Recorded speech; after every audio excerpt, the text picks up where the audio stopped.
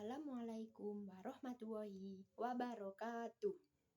Alhamdulillahirabbil alamin wassalatu wassalamu ala asyrofil anbiya'i wal mursalin wa ala alihi wa sahbihi ajmain. Amma ba'du.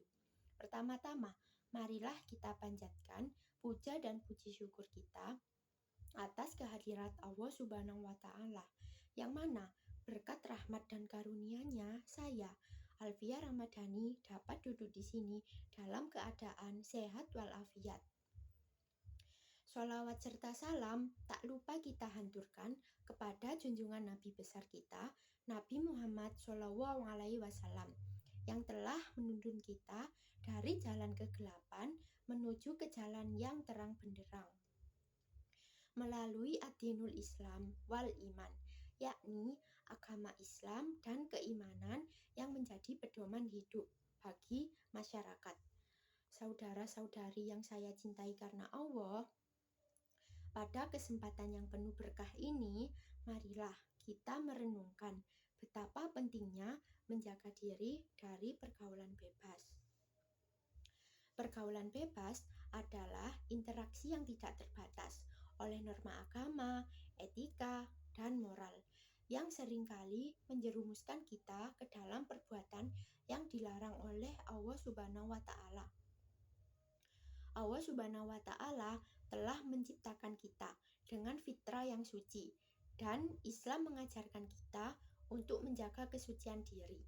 Pergaulan bebas dapat merusak kesucian ini dan membawa dampak buruk bagi diri sendiri, keluarga, dan masyarakat. Nah, apa saja sih bahayanya pergaulan bebas? Yang pertama, kerusakan moral. Pergaulan bebas seringkali mengarah pada perbuatan zina, penyalahgunaan narkoba, minuman keras, dan tindakan kriminal lainnya. Ini semua adalah perbuatan yang sangat dibenci oleh Allah Subhanahu wa taala dan merusak moral kita sebagai seorang muslim. Yang kedua, hilangnya kehormatan diri. Ketika seseorang terjerumus ke dalam pergaulan bebas, ia akan kehilangan rasa malu dan kehormatan dirinya. Ia tidak lagi peduli dengan nilai-nilai agama dan norma sosial. Yang ketiga, penyakit menular. Pergaulan bebas meningkatkan risiko terkena penyakit menular seperti HIV, AIDS, dan sifilis. Penyakit-penyakit ini tidak hanya merusak kesehatan fisik, tetapi juga memberikan dampak psikologis yang mendalam. Yang keempat, kehilangan masa depan. Pergaulan bebas dapat menghancurkan masa depan seseorang, seperti kehamilan di luar nikah, putus sekolah, dan masalah hukum adalah beberapa contoh konsekuensi dari pergaulan bebas. Yang terakhir, keretakan keluarga. Pergaulan bebas dapat menyebabkan keretakan dalam keluarga. Orang tua akan merasa kecewa dan malu jika anaknya terjerumus dalam pergaulan bebas. Berikutnya ada beberapa contoh pergaulan bebas. Yang pertama, pacaran yang melampaui batas, seperti berduaan dengan lawan jenis di tempat yang sepi, berpegangan tangan, berciuman, dan melakukan hubungan seksual sebelum menikah. Yang kedua, pesta yang tidak terkendali, mengikuti pesta yang di dalamnya terdapat minuman keras, narkoba, dan perbuatan maksiat lainnya. Yang ketiga, menonton atau membaca konten pornografi.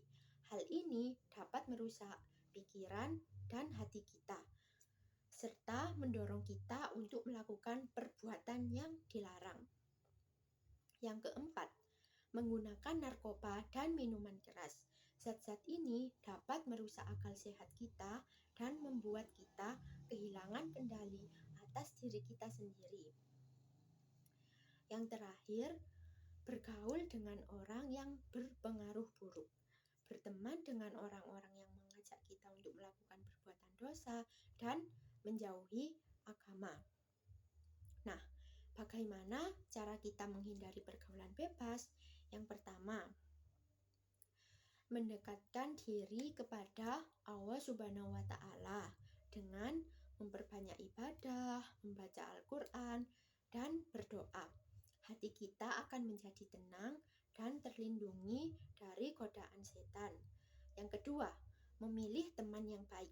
Carilah teman-teman yang soleh dan soleha, yang selalu mengingatkan kita kepada kebaikan dan menjauhi kemaksiatan.